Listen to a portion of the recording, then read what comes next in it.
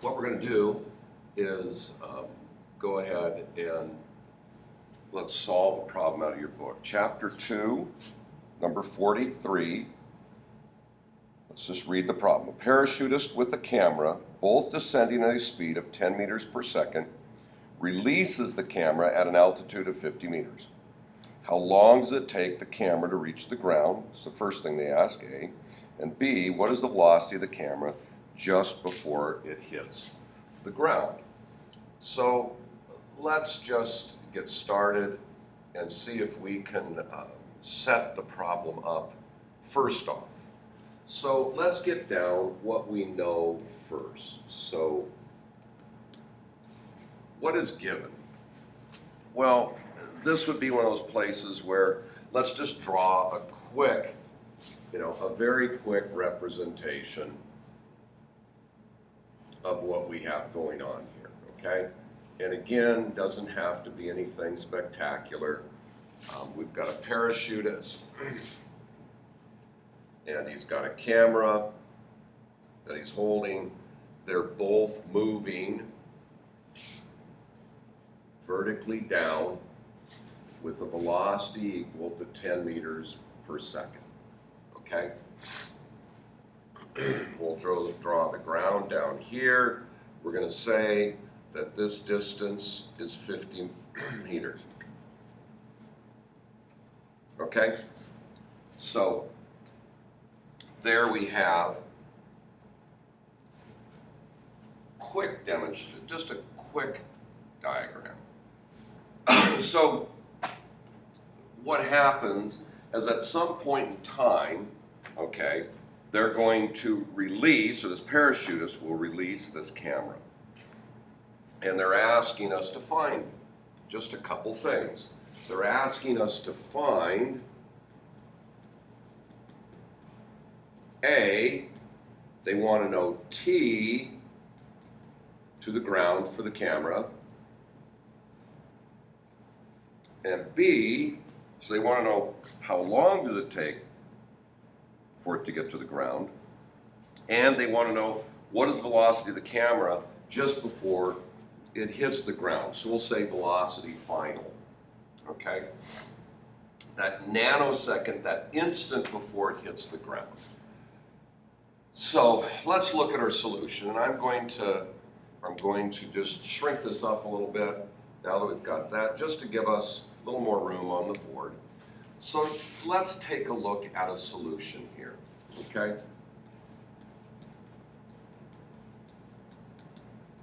Well, the first thing we want to do up here is, and I'm just going to give us a little more room up on here. First thing we want to do is to go ahead and set some kind of a convention, okay? Now, normal convention, and I'll do this just to make sure we keep track of our sign, but be aware that you could go either way. I'm going to say that the ground is 0. I'm going to use Y, and I'm going to say up, that direction, up is positive in the Y direction. Okay? Ground is 0, up is Y in the X direction, or in the Y direction. Up is positive.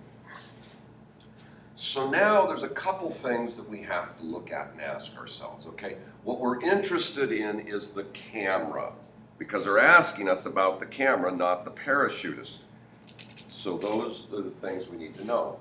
So once at the nanosecond after we release the camera, we have to ask the question as we're solving this problem. Is there an acceleration, or we could say, does the camera accelerate? And it's yes or no. Okay? Real quickly up front, you need to know that. Does it have an acceleration, yes or no?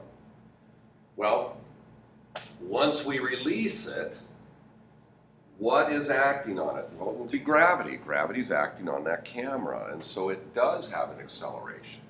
So that's the first question we have to ask. If it doesn't have an acceleration, if the answer to that was no, then we would simply be going on to our velocity equations.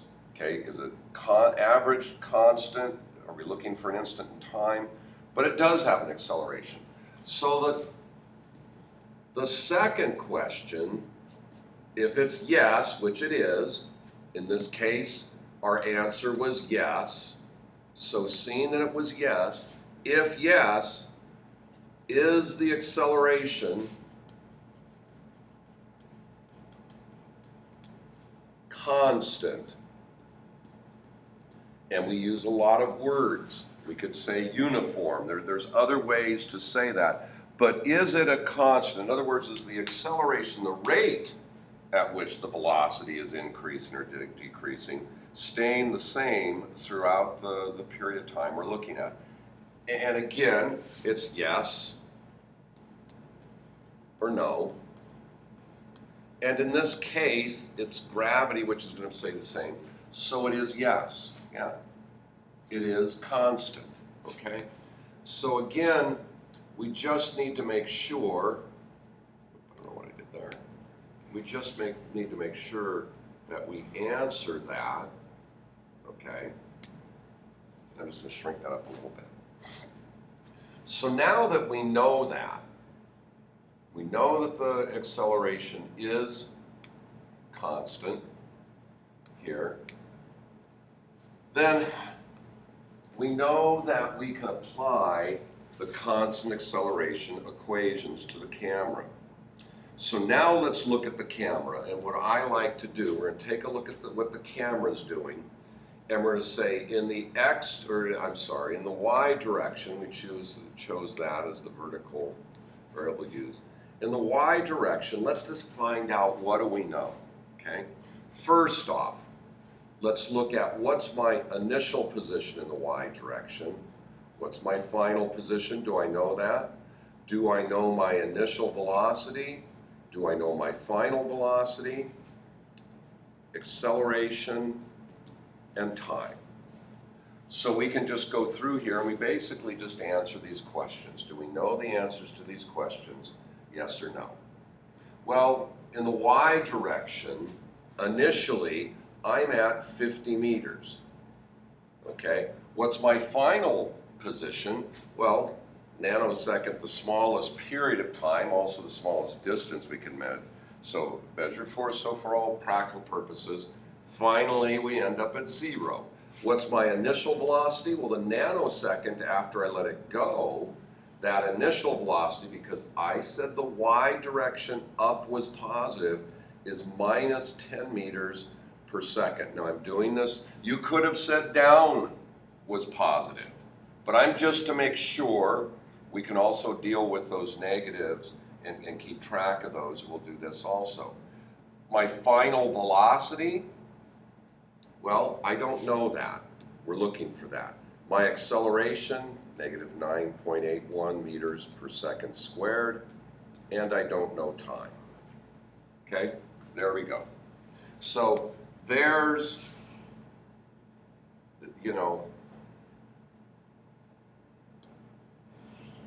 let's just plop that up over there so we have it, but it's up out of the way. So there we go. So equations, what's available to us? Well, let's just come down over here and just get some of those equations. My final velocity equals my initial velocity plus acceleration by times time. My final position equals my initial position plus my initial velocity times time plus 1/2 acceleration times time squared.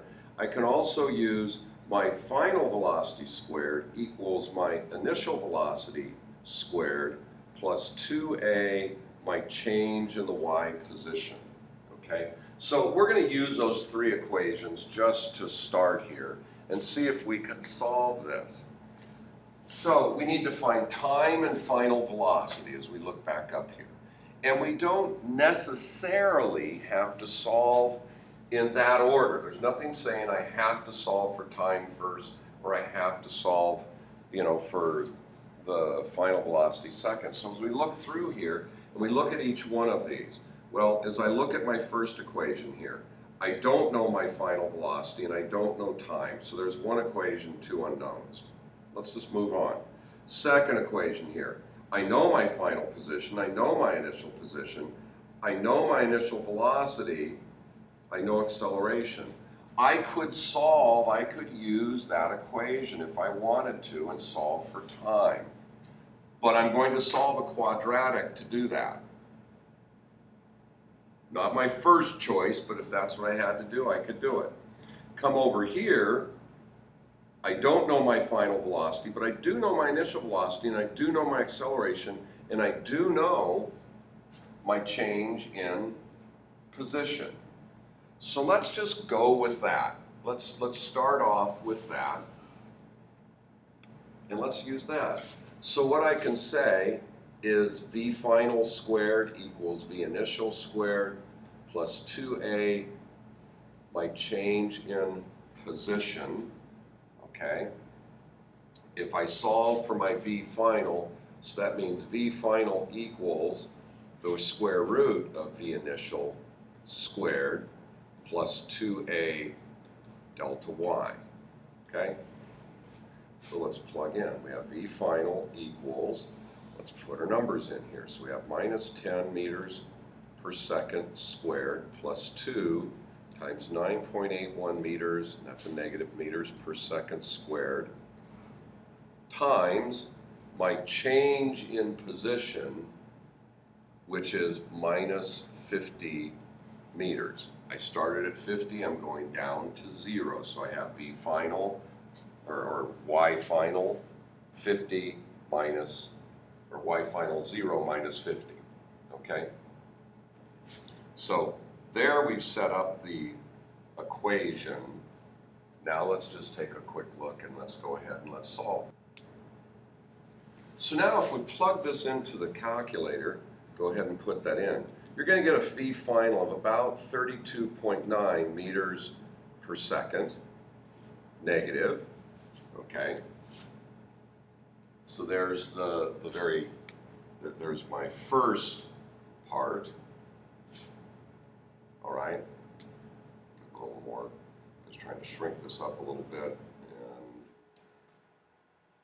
there we go. Let's see if we can shrink this up, so there we go. So now we have velocity, we have our final velocity, so now we could use, we could go ahead and plug that in to that first equation we've written up there, and let's just do that. So now we have v final equals v initial plus acceleration times time. I'm looking for time, so I rearrange this equation here, solving for time. So I'm going to end up with v final minus v initial, all divided by the acceleration. And if I plug the numbers in, if we just look in here, v final was minus 32.9 meters per second, minus a minus 10 meters per second, all divided by a minus 9.8 meters per second squared. And plug in to that, when we go ahead and plug into that, when we do that, we're going to get time is equal to 2.33 seconds. So as we look at this, as we get going, here's the things I want you, as we go through it, to just, they're key points as we solve the problem. Number one, draw a simple diagram. Give yourself a visual of what you know. Where possible, list the any given that they have, get an idea what it is. Make sure you write down what they asked you to find. Make sure that you know what you're looking for. And then again, as we're doing these kind of motion problems, right up front, make sure that you ask the questions. Is it accelerating? Whatever it is this object that we're studying, is it accelerating, yes or no? If the answer is no, then we know that acceleration isn't part of it. which means that there must not be a change in velocity, and we can go back to our general concept of, a change of position over change in time. If it is accelerating, then we need to know, is the acceleration constant? Is the rate, these questions here, is the rate that it's changing, is that rate constant? If it is constant, then I can come over and I know now that I can utilize my constant acceleration equations. Then as you get started, make sure that you do simple things. You set a coordinate system. Where's 0? Where is up or down? What's positive and negative? Make sure that you've set any of those things you need. And then it's just going through and looking for equations. We always try to get the simple part first. What can we find quickly?